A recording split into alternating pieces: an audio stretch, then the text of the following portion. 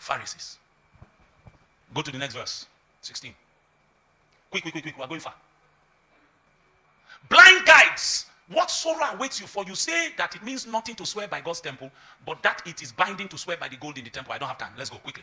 Blind fools. Who is he talking to? This is Jesus. He called them what? Are you afraid?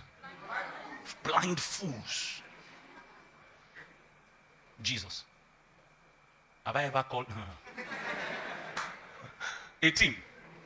And you say that to swear by the altar is not binding, but to swear by the gifts on the altar is binding. 19. How blind? For which is more important, the gift on the altar or the altar that makes the gift sacred? Go with me, media. Let's go fast. When you swear by the altar, you are swearing by it and by everything on it. And when you swear by the temple, you are swearing by it and by God and who lives in it. And when you swear by heaven, you are swearing by the throne of God and by the God who sits on the throne. What sorrow awaits you, teachers of religious law, and you Pharisees, hypocrites, for you are careful to tithe even the tiniest income from your herb gardens, but you ignore the more important aspects of the law: justice, mercy, and faith. You should tithe, yes, but do not neglect what? Go further. Blind guides. You strain your water so you won't accidentally swallow a gnat, but you swallow what? A camel. What sorrow awaits you, teachers of religious law, and you Pharisees, hypocrites, for you are so careful to clean where? The outside of the cup and the dish, but inside you are what? Full of what? Greed and self-indulgence. You blind Pharisee, first wash inside of the cup and the dish, and then the outside will what? Become clean too. What sorrow awaits you, teachers of religious law, and you Pharisees, hypocrites, for you are like whitewashed tombs, beautiful on the outside, but filled on the inside with dead people's bones and all sorts of what? 28. Outwardly you look like righteous people, but inwardly your hearts are filled with what? If your Bible is not borrowed, underline that thing. Hypocrisy and what? Lawlessness.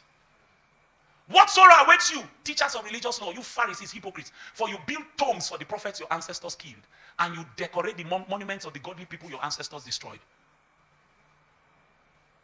Then you say, if we had lived in the day of our ancestors, we would never have joined them in killing the prophets. But in saying that, you testify against yourselves that you are indeed the descendants of those who did what? Are you seeing why Jesus was saying you cannot look like the Pharisees?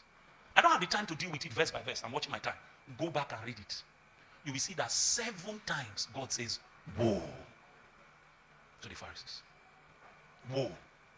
So by the time you look at it carefully, impurity, hypocrisy, lawlessness, living like a god unto yourself, greed and self-indulgence is what boils within your heart. So now the thing that makes a man of God is to boast about what he drives, what he wears, where his children school, and how much is in the bank account. That is the boast now. It's not in the number of lives that are being saved by the gospel. It's not in the territories coming under the government of Jesus. Not seeing our territories under the government of righteousness is in what the preacher drives. That's the boast now. So Jesus said, your righteousness must exceed the righteousness of these vipers, this brood of blind fools, focusing on the outward, meanwhile inwardly, all kinds of greed and impurities.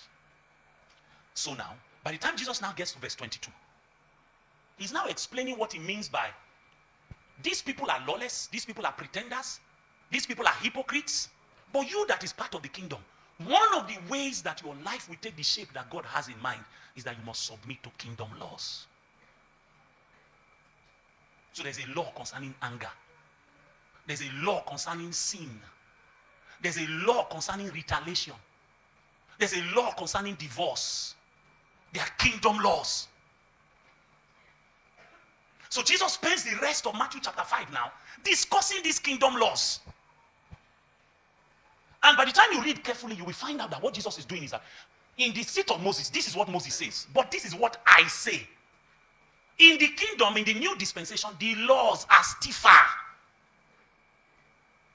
So in the old dispensation, he says, thou shalt not murder. So the old dispensation is dealing with the act.